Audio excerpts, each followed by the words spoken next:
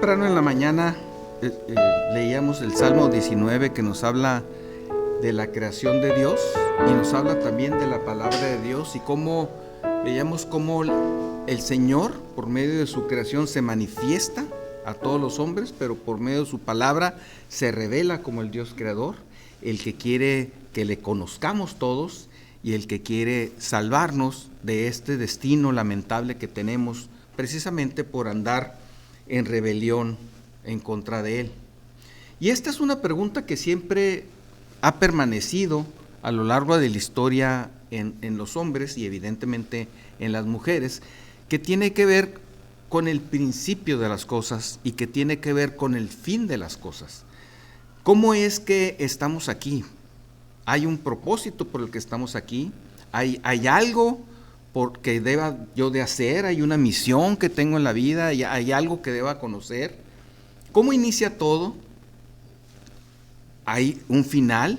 ¿Hay vida después de que morimos? Son muchas preguntas que a mí en lo personal durante años pues estuvieron tocando mi corazón y mi mente, pero que a todos los seres humanos en algún momento les llega en su mente a tocar, ¿no? En la puerta de decir, ¿cuál es el propósito? ¿O hay algún propósito? Y bueno, muchas personas sacan sus propias conclusiones, muchas personas crean sus propias, valga la redundancia, sus propias creencias, su código de creencias, y lo siguen, o crean sus propios dioses, digámoslo así, y lo siguen. Muchas personas simplemente dicen, no, yo voy a disfrutar aquí, porque yo no estoy seguro si va a haber vida después, o si no la hay, yo mejor aquí voy a cometer todo tipo de excesos, y aquí es donde voy a disfrutar. Hay gente que lo piensa así. Y al final de cuentas también, al paso de los años, estas personas se dan cuenta de lo que ellos llaman el disfrute, que son los excesos de la vida, en realidad trae muy malas consecuencias a las personas, pero al final de cuentas la gente sigue con su necedad. El mensaje de hoy se intitula Jesucristo, principio y fin. Jesucristo, principio y fin. Y vamos a ver por medio de este mensaje cómo el Señor Jesucristo se revela ante nosotros precisamente como el principio de todas las cosas y como el fin último que debemos de alcanzar. Vamos a fundamentar nuestro mensaje en el libro de Colosenses y vamos a leer de los versículos, el capítulo 1 de los versículos 15 al 22. La carta a los Colosenses 1, 15 al 22. Dice, Él es la imagen del Dios invisible, el primogénito de toda la creación, porque en Él fueron creadas todas las cosas, las que hay en los cielos y las que hay en la tierra, visibles e invisibles, sean tronos, sean dominios, sean principados, sean potestades, todo fue creado por medio de Él y para Él. Y Él es antes de todas las cosas, y todas las cosas en Él subsisten. Y Él es la cabeza del cuerpo, que es la iglesia. Él, que es el principio, el primogénito de entre los muertos, para que en todo tenga la preeminencia, por cuanto agradó al Padre que en Él habitase toda la plenitud, y por medio de Él reconciliar consigo todas las cosas, así las que están en la tierra como las que están en los cielos, haciendo la paz mediante la sangre de su cruz. Y a vosotros también, que erais en otro tiempo extraños y enemigos en vuestra mente, haciendo malas obras, ahora os ha reconciliado en su cuerpo de carne por medio de la muerte, para presentaros santos y sin mancha e irreprensibles delante de Él. Hay palabras que se destacan en este texto. Una de ellas es el término primogénito, que se utiliza en dos ocasiones en este texto y se utiliza de una manera muy, muy significativa. En una parte dice el primogénito de toda la creación y en otra dice el primogénito de entre los muertos. Y lo vamos a a ver un poquito más adelante con mayor detalle. Pero hay otra palabra también que cobra mucho significado en este texto, que es la palabra reconciliación. La palabra reconciliación es muy importante para nosotros y habla del propósito del Señor Jesús, que viene para reconciliarnos. Es decir, el creador de todas las cosas, el que estuvo desde el principio, viene para reconciliarnos a todos los que hemos estado separados, los que hemos estado perdidos en nuestros delitos y pecados, en nuestras propias creencias, como muchos de los que hemos descrito al principio viven pensando en su propio código de valores y en sus propias creencias sin ningún fundamento. Y aprovecho para decir que el Señor se revela en la Biblia como el Dios creador, y todo el conocimiento que nosotros tenemos de Dios debe provenir de la Biblia. Cuando yo era mucho más joven de lo que soy ahora, acostumbraba leer muchas cosas porque me llamaba mucho la atención la figura del Señor Jesús, me llamaba mucho la atención. Y entonces pues leía de todos lados. Y evidentemente, queriendo conocer, porque si era un deseo genuino, pues cada vez estaba más confundido y cada vez encontraba teorías diferentes, etcétera, ¿no? El día cuando me convertí a Cristo, cuando recibí a Jesucristo en mi corazón, el Señor puso en mi corazón además el anhelo de conocer más de la palabra de Dios. Yo sabía que se compartían estudios de la Biblia porque tenía esa información. Entonces yo fui con nuestro pastor Héctor Balá y le dije si podía compartirme estudios. Y bueno, gracias a Dios así fue. Tiene muchos años y no ha acabado todavía de discipularme, y no sabemos si algún día lo va a hacer. Yo creo que no, porque somos producto inacabado. Pero una de las primeras cosas con las que me recibió, ¿no?, de esas preguntas que a veces lo ponen uno a meditar, es: ¿tú conoces de Jesús? Le dije: sí, yo conozco mucho, he leído mucho de Jesús. ¿Y de dónde has leído de Jesús? Caray, bueno, pues este señor, este otro. Y una revelación que tuve ese día: la única fuente confiable que habla de Jesús es la Biblia. No necesitas ninguna otra literatura creada por los hombres y manipulada intencionalmente por el príncipe de este siglo, que es Satanás, para confundir a los hombres. Y yo dije: ciertamente, por eso estoy confundido cada vez más, queriendo conocer. Tenía muchísima información, pero toda ella equivocada. La información que Dios quiere que tengamos está en la Biblia.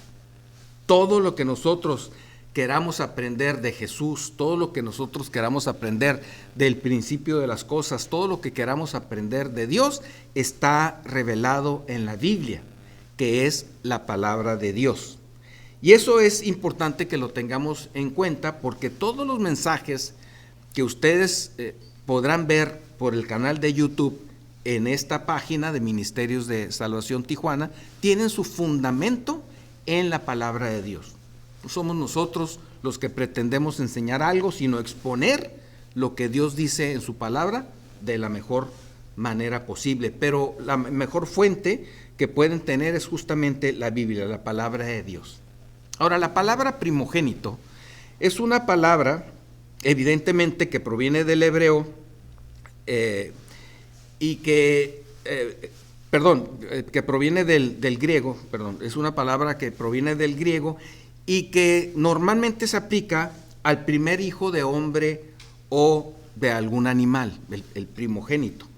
Pero como una expresión, el término también indica preeminencia de carácter o de posición, preeminencia.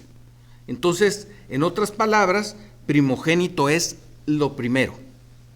Ya sabemos que el griego es un idioma sumamente rico en cuanto a sus vocablos, y el español, en este caso, u otros idiomas como puede ser el inglés, a veces se limitan un poquito, pero en esta expresión se habla también de la preeminencia, de lo primero.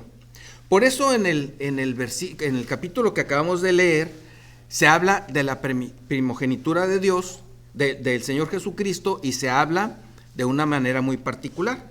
Y vamos a ver, en primer lugar, que Jesucristo es el principio de la creación. Dice el versículo 15 al 17 de nuestro pasaje: Él es la imagen del Dios invisible, el primogénito de toda creación. Y aquí nos llama la atención la palabra primogénito de toda creación. Quiere decir que Él fue primero, que Él fue lo primero, porque luego en el versículo 16 nos dice: porque en Él fueron creadas todas las cosas, las que hay en los cielos y las que hay en la tierra, visibles e invisibles. Ojo, hay una creación que no podemos ver, pero que existe. Hay un mundo espiritual que existe junto con estas cosas que podemos ver. Entonces, por Él fueron creadas las cosas visibles e invisibles, sean tronos, sean dominios, sean principados, sean potestades. Todo fue creado por medio de Él y para Él. Y Él es antes de todas las cosas, y todas las cosas en Él subsisten. Es antes de todas las cosas. Por eso dice el primogénito de toda la creación. Él es antes de toda la creación. Es primero de toda la creación, y luego vienen las cosas creadas que se describen aquí, en las que Él participó de manera activa, el Señor Jesús. Dice entonces que fue creado, engendrado antes de toda la creación, antes de que fuera hecha la primera criatura. Y esta es la manera en que la Escritura nos da a entender la representación de la eternidad, por el cual la eternidad de Dios nos es representada para que en nuestro conocimiento finito nosotros podamos tener una idea de las cosas. Siendo todas las cosas creadas por Él, fueron también creadas para Él. Y esto es algo muy, muy interesante, ¿no? Todas las cosas fueron creadas por Él, y dice el versículo 16, todo fue creado por medio de Él y para Él, porque es un reino que está destinado al Señor Jesucristo. Siendo hechas por su poder, fueron hechas conforme a su beneplácito y para alabanza de su gloria. No solo las creó todas al principio por la palabra de su poder, las sustenta también. Todas las cosas por Él subsisten, nos dice el versículo 17. Y Él es antes de todas las cosas, pero también todas las cosas en Él subsisten. También podemos ver en el capítulo 1 del Evangelio de Juan, cómo Juan lo describe al Señor Jesús como el Verbo. Y el Verbo viene, sabemos que en las oraciones el Verbo denota la acción de las cosas.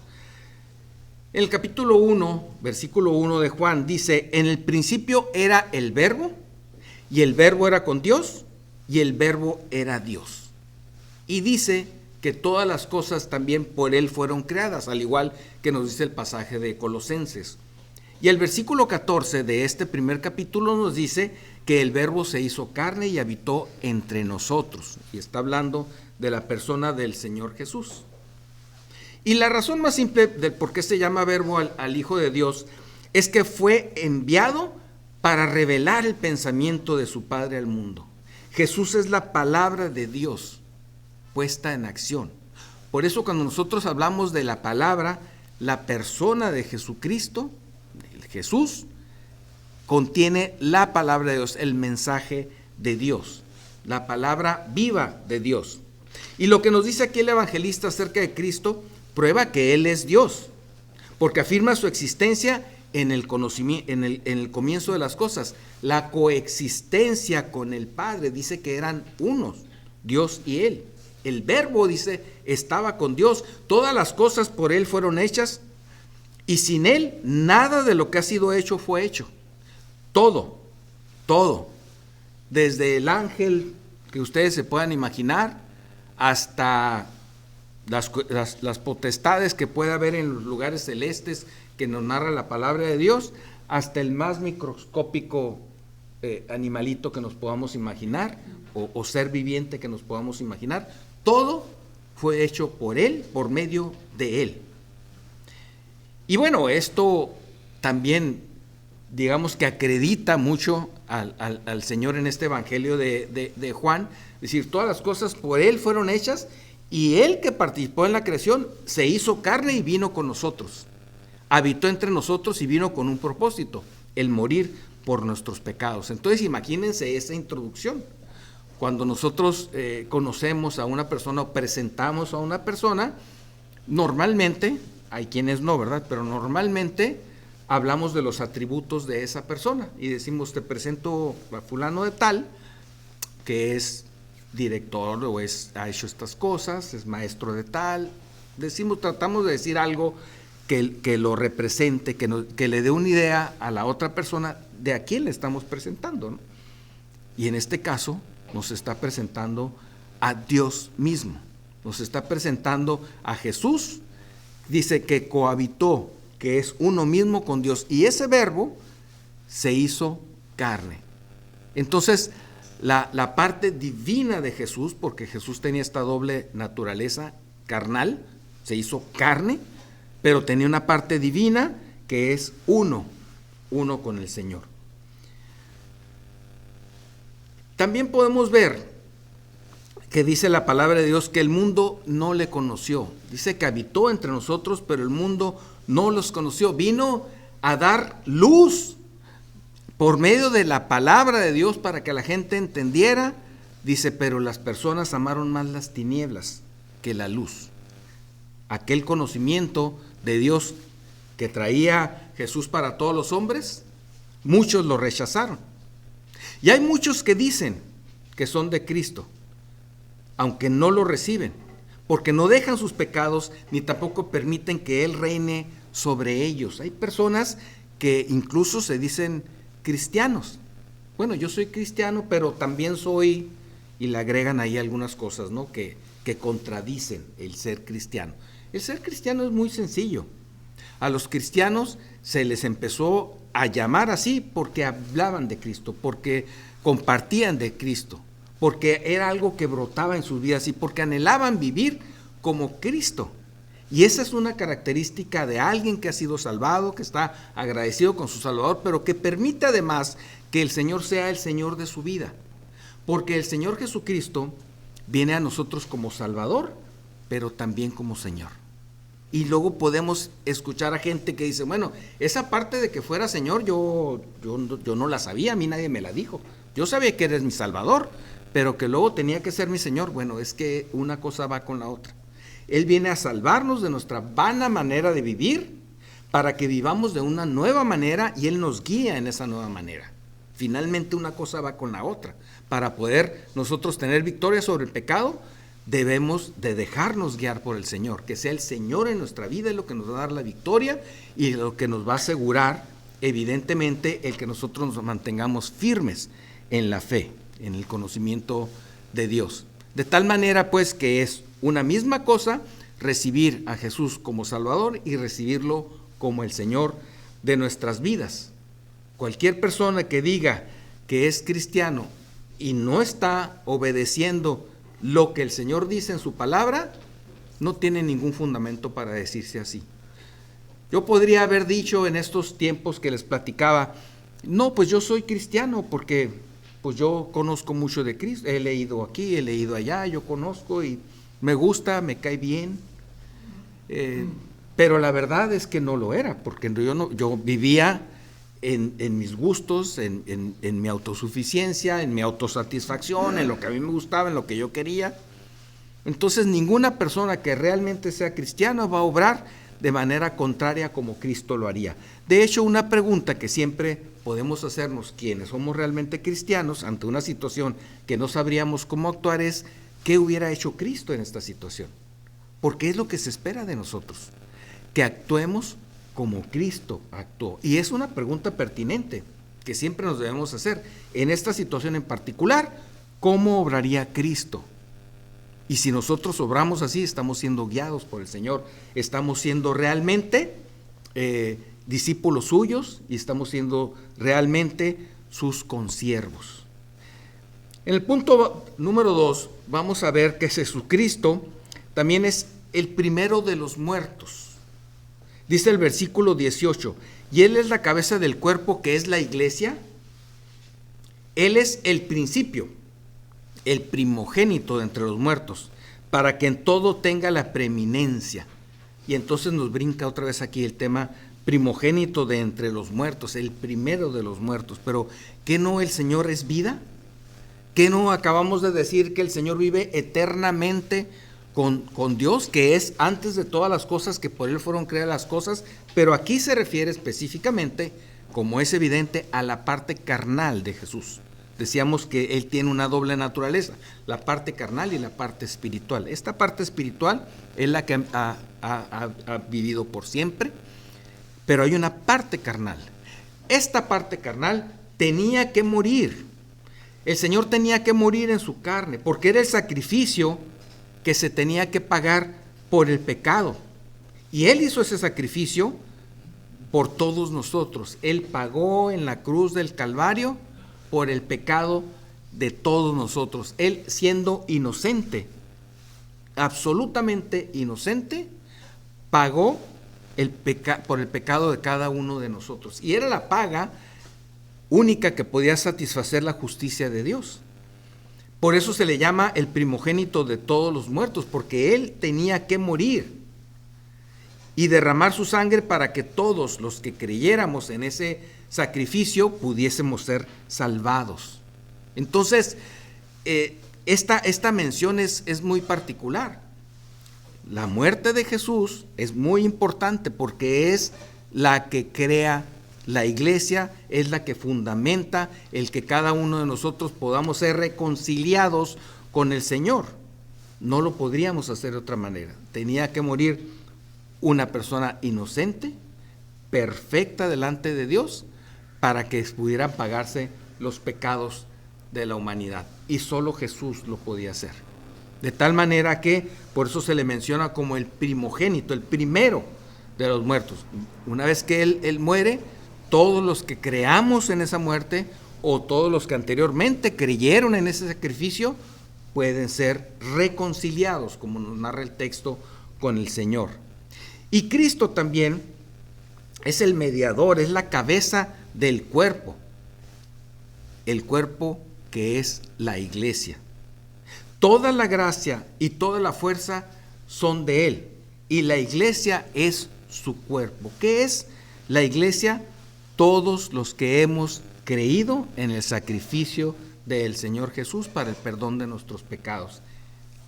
A todos ellos se nos denomina la iglesia. No es un edificio, no es un grupo de personas, es todo aquel que ha creído y ha sido salvado por Jesucristo. Formamos parte de la iglesia. Y claro que hay comunidades como esta en los que nos congregamos en un grupo que se puede denominar y se denomina como la iglesia local, porque la palabra iglesia, que viene del latín ecclesia, quiere decir reunión o congregación.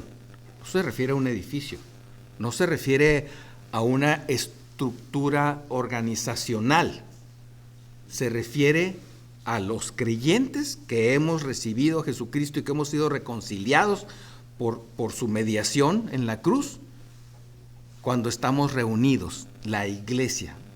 Dice la palabra de Dios, cuando os reunís como iglesia, cuando nos reunimos todos con el propósito de alabar al Señor, de recibir sus enseñanzas, de estar juntos compartiendo las bendiciones que el Señor nos ha dado, estamos reunidos como iglesia. Puede haber otras reuniones que nos pongamos de acuerdo y 2 o 3 personas queramos ir allá. Bueno, a lo mejor puede ser una reunión cristocéntrica en la que Cristo sea el tema principal, y si nosotros somos creyentes entregados al Señor, seguramente Cristo va a ser el tema principal de nuestras reuniones.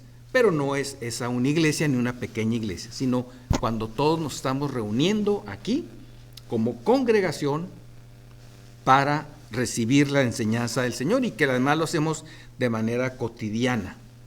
También se denomina iglesia universal a todos los que hemos creído en el sacrificio del Señor Jesucristo. Ojo, antes de que Él muriera en la cruz, porque de manera profética ya el Señor se los había dicho, o los que después de este hecho lo hayamos recibido. Muchos que ya están muertos, quienes vivimos ahora, muchos que estarán muertos y creerán después. Todos formamos parte de esa iglesia universal, todos los que creímos en el Señor Jesucristo. Entonces no se trata de una organización humana, no se trata de una estructura humana, ni se trata de un edificio o una estructura física, sino los que hemos creído en el Señor Jesucristo. Y dice la palabra de Dios que toda la plenitud de Dios habitaba en él. La plenitud de Dios. Dios mostró entonces su justicia por medio del sacrificio del Señor Jesús. Porque nosotros podríamos decir, bueno, si Dios me ama tanto, pues que me perdone, pues me ama mucho, que me perdone y ya no pasa nada. Pero hay un problema. El pecado tiene que ser pagado. O sea, cualquier cosa que suceda tiene que ser pagada. Nosotros les enseñamos a nuestros hijos a obedecer por el principio de la obediencia, no porque nosotros les digamos, o como dicen la frase clásica, ¿no? Me tienes que obedecer porque soy tu madre. No en ese sentido, sino en el sentido de que lo que nosotros les enseñamos a nuestros hijos tiene un fundamento, que es lo que aprendemos de la palabra de Dios, y lo que realmente les estamos enseñando a ellos es a confiar en Dios, para que posteriormente ellos aprendan también y sigan creciendo por medio del conocimiento de la palabra de Dios. Pero algo que es muy claro en la palabra de Dios es que las acciones que tomamos traen consecuencias o traen resultados a nuestra vida. Si nosotros vivimos una vida de pecado, la palabra de Dios es muy clara de las consecuencias que vendrán a nuestra vida. Una vida de destrucción y una muerte en un tormento eterno llamado el infierno o el lago de fuego.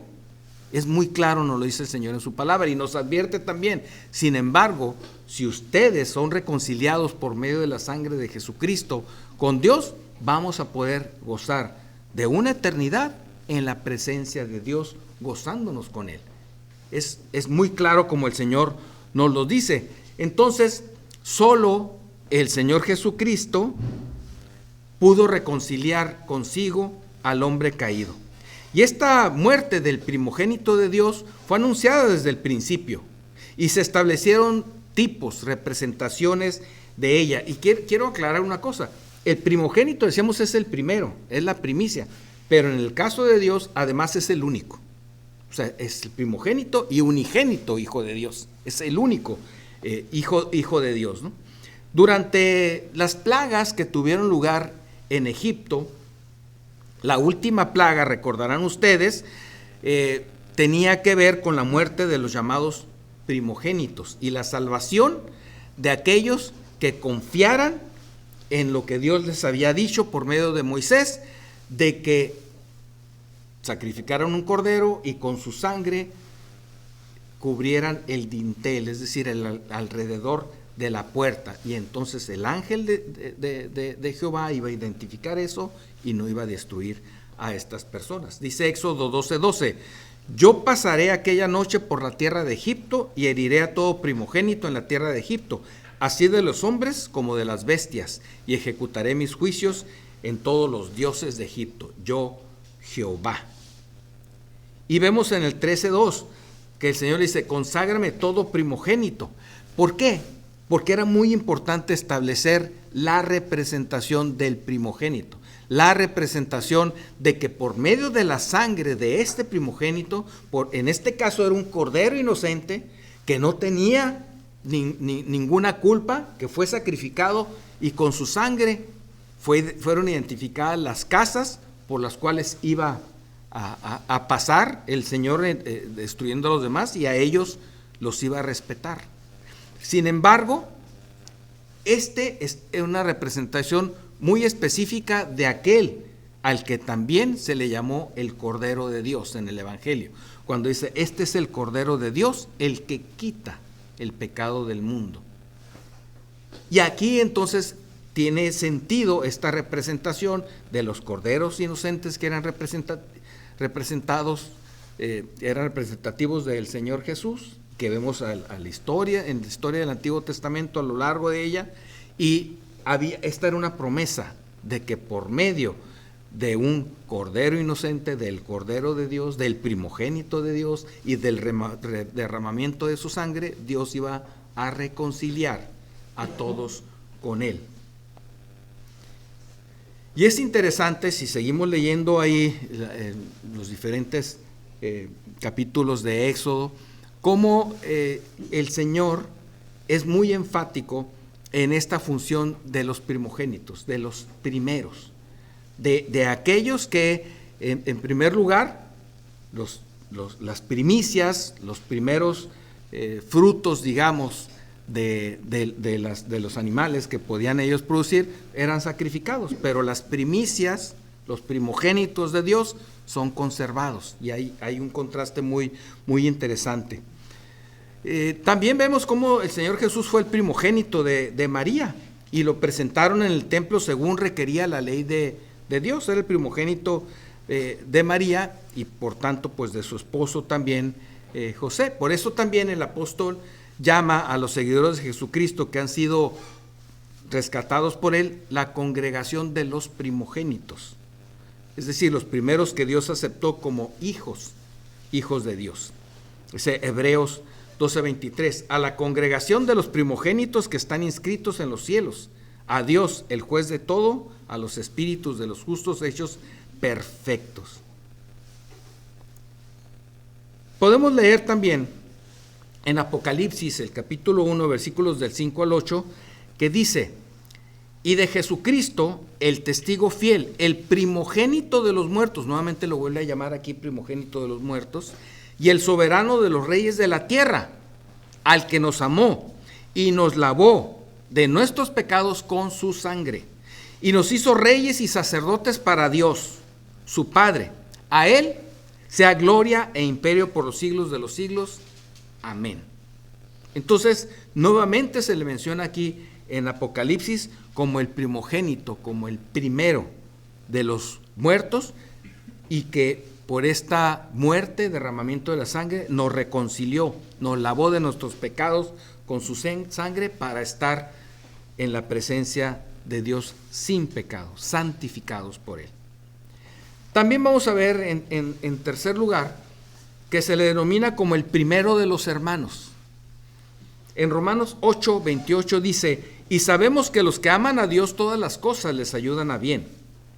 Esto es, a los que conforme a su propósito son llamados.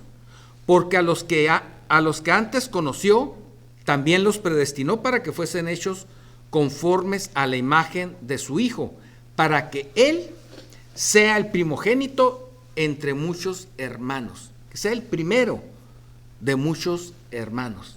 Y esta es una mención muy especial y que debe de llenarnos de gozo. El que a nosotros se nos mencione como hermanos de Jesús, el que se diga que Él es el primero de todos los hermanos, pues es algo que nos debe de llenar de regocijo, porque el Señor va a adquirir una herencia, porque el Señor Jesús va a estar reinando, como decíamos, todas las cosas para Él fueron creadas, y nosotros estaremos junto con Él. Dice Efesios 1, del 9 al 18, dándonos a conocer el misterio de su voluntad, según su beneplácito, el cual se había propuesto en sí mismo, de reunir todas las cosas en Cristo, en la dispensación del cumplimiento de los tiempos, así las que están en los cielos como las que están en la tierra.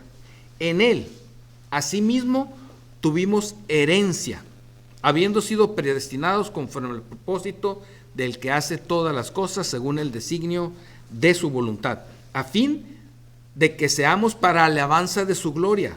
Nosotros, los que primeramente esperábamos en Cristo, en Él también vosotros, habiendo oído la palabra de verdad, el evangelio de vuestra salvación, y habiendo creído en Él, fuisteis sellados con el Espíritu Santo de la promesa. Y me detengo un poquito aquí nada más para enfatizar que el versículo 12 dice: nosotros los que primeramente esperábamos en Cristo, es decir, todos aquellos que ya habían recibido el mensaje de una manera profética, principalmente pues el pueblo hebreo que había recibido este mensaje, y dice: primeramente esperábamos en Cristo porque habían creído al Señor y esperaban la manifestación de Cristo, pero luego se refiere a nosotros a los que no habíamos recibido este mensaje cuando dice, habiendo oído la palabra de verdad, el evangelio de vuestra salvación, y habiendo creído en él, fuisteis sellados con el Espíritu Santo de la promesa.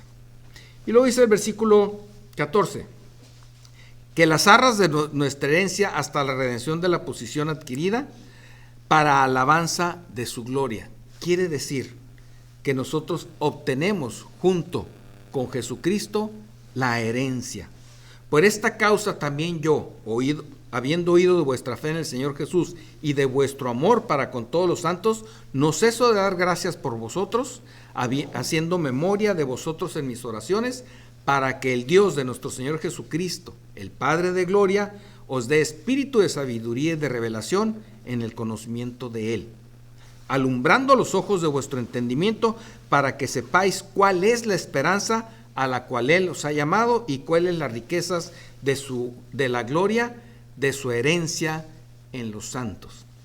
La palabra de Dios llama santos a aquellos que estamos limpios de pecado. El Señor Jesús nos santifica por medio de su sangre. Cuando nosotros le recibimos, todos nuestros pecados son borrados y en ese momento somos hechos santos, somos santificados.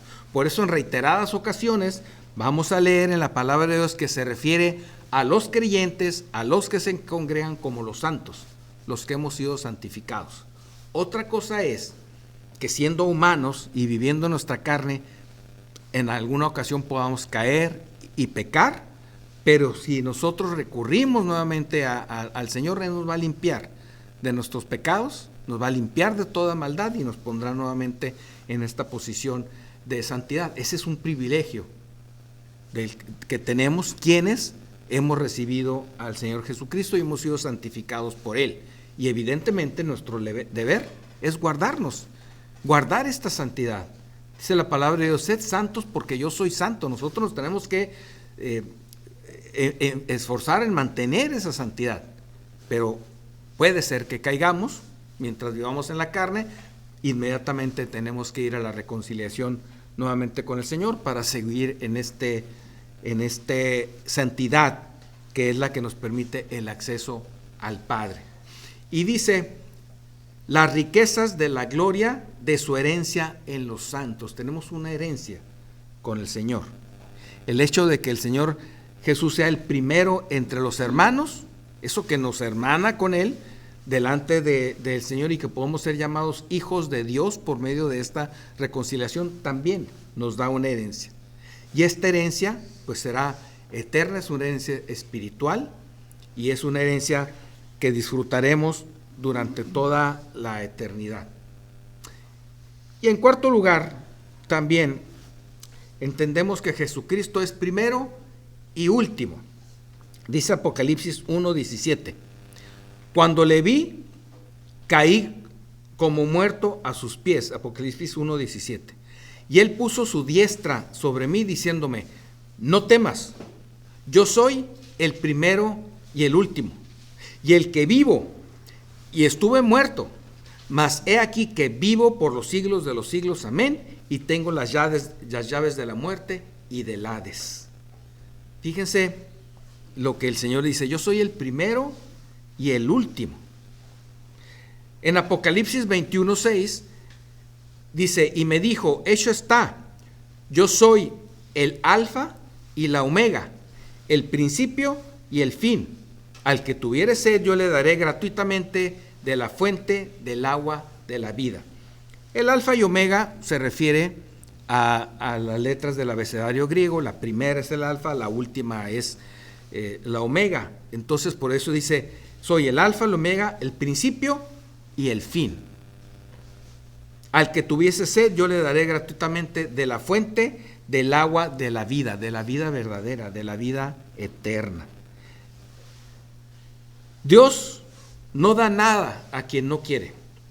El hombre debe desearlo y la mujer también. Cuando hablo del hombre hablo de la humanidad, hablo del género humano. Tiene que reconocer que le necesita. Y aquí es donde viene una pregunta importante a todos los que estamos aquí, a todos los que están escuchando.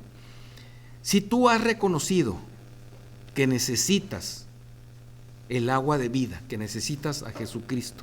Y es muy importante que lo hagas, y lo puedes hacer hoy, para que tú puedas tener esta herencia con los santificados, para que tú puedas ser uno con Dios, para que puedas ser reconciliado con Dios, y todas estas cosas de las cuales estamos hablando, necesitas buscar a Dios, pedirle perdón por tus pecados y pedir que sea el Señor de tu vida, y Él lo va a hacer. Y alguien puede decir que esto es muy sencillo, y sí lo es para nosotros, pero no lo fue para Él. Tuvo un altísimo costo. En primer lugar, como hemos visto a lo largo de este mensaje, Él se humanó, vino a vivir en una carne que Él había creado anteriormente, se humanó, ya fue una primera humillación. Después fue humillado por el resto de los hombres, fue golpeado, fue escupido, fue ultrajado y fue muerto en la peor de las muertes, la cruz. Y ahí pagó por tus pecados y por los míos. Y eso lo hizo por amor. Dios tiene amor para ti y tiene amor para todos nosotros. Pero es necesario que reconozcas que necesitas a Dios. Y podrás vivir entonces esta reconciliación para con el Señor. El Señor no obliga a nadie. Él lo hizo todo por amor, pagó por los pecados de todo el mundo, de todos. Pero, ¿sabes? Son pocas personas las que han reconocido que necesitan del amor del Señor, del sacrificio de Él, para vivir eternamente. Cuando todos los pecados, toda la cuenta ya está pagada, son muchas personas las que prefieren vivir en sus delitos y pecados, algunos aún sabiendo que morirán eternamente y estarán condenados al infierno, como que lo hacen de lado. Pero si conocieran lo que dice la palabra de Dios, en qué consiste el infierno y el castigo en el lago de fuego, estoy seguro que se arrepentirían inmediatamente, porque es una situación terrible en la que te aseguro no quieres estar. Aprovechemos entonces la reconciliación con el Señor. Él es el principio y el fin, y siendo el principio y el fin, se humanó, vino hecho carne para pagar por tus pecados. Y dice que a quien le recibiere, a todo aquel que tuviere sed, le daré gratuitamente de la fuente del agua de vida. ¿Tú tienes sed? ¿Reconoces que necesitas al Señor? ¿O te crees muy autosuficiente, como yo lo creía? ¿O te crees una persona que todo lo puede resolver, como yo lo creía? Hasta que el Señor me hizo entender que no era nada, que necesitaba realmente del Señor para poder tener esta vida eterna. Hace poco conocí a una persona que me platicó detalles de su vida muy interesante, y que yo entendí también algunas analogías de cómo era yo antes de conocer al Señor Jesucristo. Y él me decía, yo pues viví una vida en algunas pandillas, hice muchas cosas, pensando que yo era como muy, ¿no? Como decimos en el mundo, que yo era una persona pues que todo lo podía y ahora, al paso de los años y de muchas consecuencias que tuvo que pagar, dice, pero eso es mentira, es una tontería pensar así. Y yo le digo, ese mensaje habría que dárselos a muchos jóvenes que piensan que siendo autosuficientes y que viviendo una vida en la que ellos creen tener el control y tener muchas cosas, pues realmente van hacia la destrucción. Y yo me identifiqué con ese mensaje porque yo también me creía una persona muy autosuficiente, hasta que el Señor me mostró que realmente yo necesitaba de Él. Pero necesitas tener la humildad y necesitas entregarte a Cristo. Necesitas pedirle que te perdone tus pecados y que sea el Señor de tu vida, que lo puedas seguir. No es suficiente arrepentirte con la vida que llevabas. No es suficiente decir, yo antes creía que eso estaba bien y ahora entiendo que no. Hay que buscar la verdad. Y el Señor Jesús dijo, yo soy el camino, la verdad y la vida. Busca a Jesús, Él tiene la solución para ti. Él es el que te puede cambiar. Y entonces esa vida vacía, esa vida sin sentido, esa vida que tú entiendes que no te conduce a ningún lado, podrá ser transformada en bendiciones para el Señor, y también podrá ser transformada en bendiciones para otra gente. Pero lo más importante es que podrás gozar de la eternidad con el Señor. Pon atención lo que dice en los versículos siguientes del capítulo 21. los versículos anteriores, el capítulo 21, 1, y vamos a leer hasta el 8 de Apocalipsis. Fíjate lo que dice el Señor. Vi un cielo nuevo y una tierra nueva, porque el primer cielo y la primera tierra pasaron y el mar ya no existía más. Y yo, Juan, vi la santa ciudad, la nueva Jerusalén, descender del cielo de Dios, dispuesta como una esposa ataviada para su marido. No deja de ver poesía, ¿verdad?, en la palabra de Dios. Dice el versículo 3, y oí una gran voz del cielo que decía, he aquí el tabernáculo de Dios con los hombres, y Él morará con ellos, y ellos serán su pueblo, y Dios mismo estará con ellos como su Dios. El tabernáculo era aquella carpa que mientras moraban en el desierto, en donde estaba el arca de la alianza y en donde se manifestaba Dios, ese era el tabernáculo, en donde una vez al año se manifestaba el Señor. Pero dice, la nueva Jerusalén será el tabernáculo permanente, en donde Dios habitará con todos aquellos que hemos creído en Él, y seremos su pueblo, y Él morará con nosotros.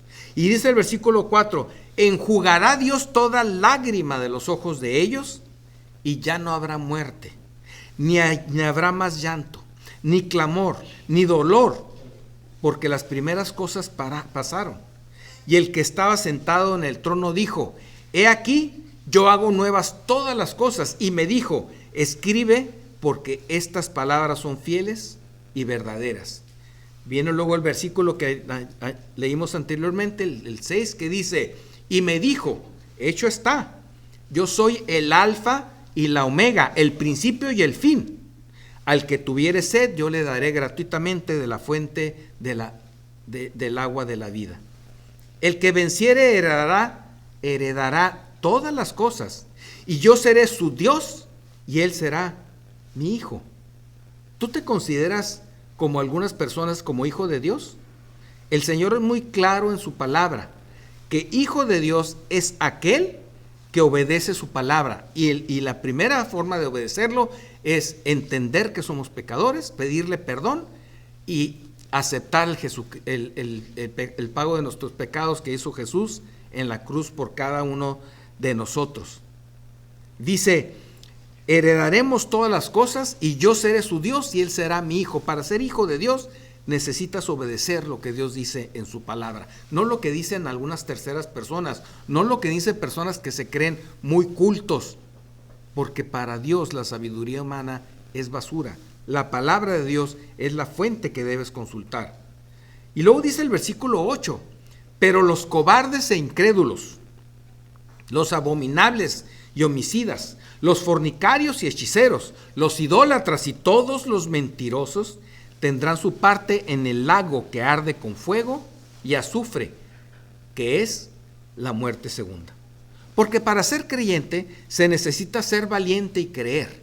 Dice, los cobardes e incrédulos son personas que estarán desechadas, pero se necesita ser valiente para creer. Porque ahorita comentábamos que hay personas que dicen, es muy fácil lo que me estás diciendo, yo nada más necesito creer, nada más necesito entregarle mi corazón a Jesucristo, pedirle perdón y ya voy a ser salvado. Es muy fácil, se dice fácil, pero en el orgullo del corazón del hombre, en la autosuficiencia, hay una lucha que no te permite a ti, como no me permitía a mí y como no permitía a muchos, que recibamos realmente al Señor Jesús como nuestro Señor y Salvador.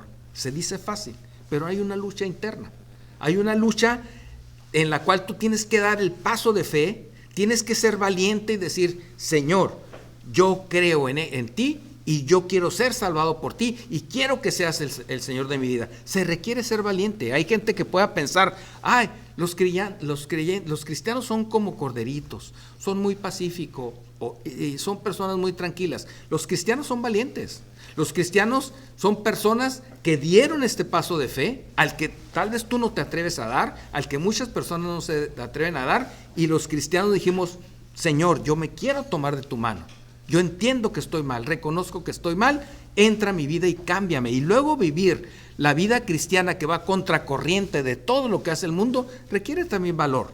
La diferencia es que Jesús nos lleva de su mano y Él es el que nos saca adelante. Por eso vamos de victoria en victoria con Él. Por eso dice el versículo 8, los cobardes e incrédulos, y los hace uno mismo, a los cobardes e incrédulos los hace uno mismo con los abominables, los homicidas, los fornicarios, los hechiceros, los idólatras y todos los mentirosos. Y aquí engloba muchísimas cosas y muchísimos pecados, pero hace una gama suficientemente amplia como que para que cada uno de nosotros realmente nos podamos identificar, porque todos somos mentirosos, todos hemos sido mentirosos. Hace poco una persona me decía, oye, los mexicanos somos muy mentirosos, y los latinos y en Estados Unidos nos ven como mentirosos, y es verdad, pero no quiere decir que en Estados Unidos no se digan mentiras o que el resto de la humanidad no diga mentiras, que nosotros hacemos alarde y hasta chistes de cuando una persona engaña a otra, que oye, qué listo eres, no hombre, te lo llevaste por delante. Hay como una cultura en Latinoamérica de que hoy eso está muy bien y obviamente está muy mal, porque estamos engañando, estamos mintiendo, pero todos los hombres y mujeres mienten. Entonces, si tú no te crees un homicida, aunque en tu mente hayas pensado y deseado que una persona muriera, aunque tú hayas agredido a una persona a lo mejor con el máximo de tu furia y no murió de milagro, y dices, no soy homicida, porque no se murió. En tu mente y en tu corazón para el Señor lo eres. Los fornicarios, que andan deseando a otras mujeres cuando tienen la suya propia. Y no solo deseando, muchas veces andan reuniéndose con otras mujeres, teniendo relaciones con ellos cuando tienen su propia mujer. Es muy claro. A veces dicen, oye, yo físicamente no me he reunido con otra mujer así. No, pero tal vez lo has deseado. Tal vez has estado en tu corazón anhelando eso para el Señor, ya eres fornicario, igual que una persona que lo ha consumado. Dice, los fornicarios no heredarán el cielo. Y dice, los hechiceros, los idólatras, tú puedes ser un idólatra de tu mismo trabajo. Hay gente que dice, bueno, yo tengo mucho trabajo y soy muy responsable y trabajo los fines de semana y trabajo. Has vuelto tu trabajo un ídolo. Todo aquello que le quite al Señor el primer lugar es una idolatría. Claro que hay casos mucho más evidentes de gente que adora imágenes cuando literalmente en la palabra de Dios dice que no adorarás ninguna imagen o cosa hecha a semejanza de algo que esté arriba en el cielo o abajo en la tierra. El Señor es muy claro. Y todavía hay personas que dicen, no, pero este santito, esta santita, ellos sí están bien. No, nada está bien. El Señor es muy claro en su palabra. No escuche las voces humanas, escucha la palabra de Dios. Y por si fuera poco, entonces, si alguien no se identificara con algunas de estas costumbres, dice, y los mentirosos. Todo mundo ha dicho una mentira. Claro, hay quienes dicen, bueno, era una mentira piadosa. Las mentiras son mentiras, cualquiera que ésta sea. Y dice, todos estos tendrán su parte en el lago que arde con fuego y azufre. En el lago que arde con fuego y azufre, que es la muerte segunda. Decíamos que se necesita ser valiente para creer. Y todas estas personas, y yo no excluyo, y quiero dejar muy claro, que todos los que podamos estar reunidos aquí, o yo mismo, hayamos cometido este tipo de cosas. Por supuesto, porque somos humanos también. La diferencia es que nos arrepentimos, le pedimos perdón a Dios y Él nos limpió de toda maldad y nos puso en un lugar de santidad y olvidó todos nuestros pecados. Y tú lo puedes hacer el día de hoy, no importa lo grave que sea tu pecado o lo grande que para ti sea, tú puedes pedirle perdón al Señor Jesucristo y Él dice que te limpiará y que si tus pecados fueren como la grana, como blanca lana, quedarán.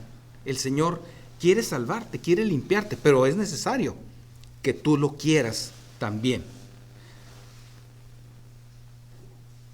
Los valientes, los que creímos, decidimos creerle a Dios. Y los que viven en pecados separados de Dios y que son abominables, homicidas, fornicarios, hechiceros, idólatras y mentirosos, etcétera, un largo etcétera, yo te quiero preguntar, ¿a qué grupo perteneces? Porque nada más hay dos grupos de personas en la humanidad, aunque ahora se desviven creando diferentes tipos de grupos y de ideologías y de cuánta basura pueda haber. Nada más hay dos grupos de personas en el mundo: los que entregaron su vida al Señor Jesucristo y como resultado de ello gozarán una vida eterna, o los que viven en rebeldía de Dios y entonces padecerán por una eternidad en el lago de fuego que aquí se describe. ¿A qué grupo perteneces tú? O tal vez la pregunta sea, ¿a qué grupo quieres pertenecer?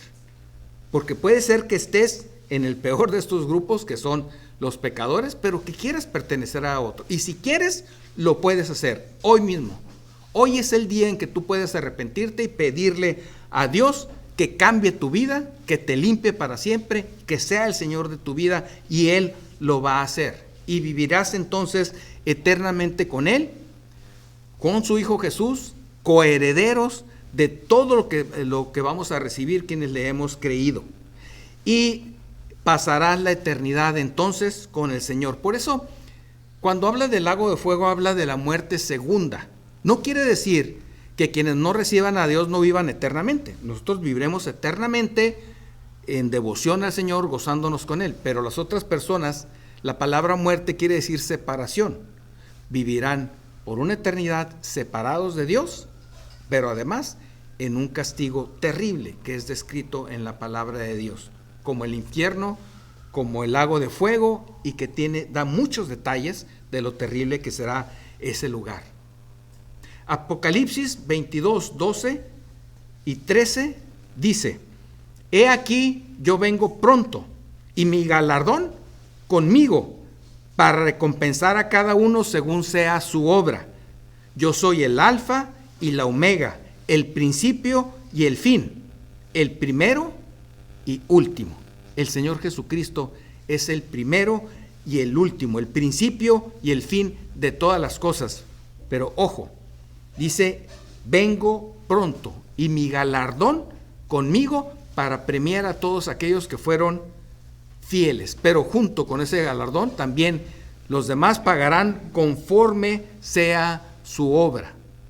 Y si tus obras no son limpiadas por la sangre de Jesucristo, vivirás esta condenación eterna. La invitación es que recibas hoy a Jesús, que lo hagas el Señor de tu vida, y que junto con nosotros podamos disfrutar de una vida eterna de gozo, porque el Señor ya viene y viene pronto.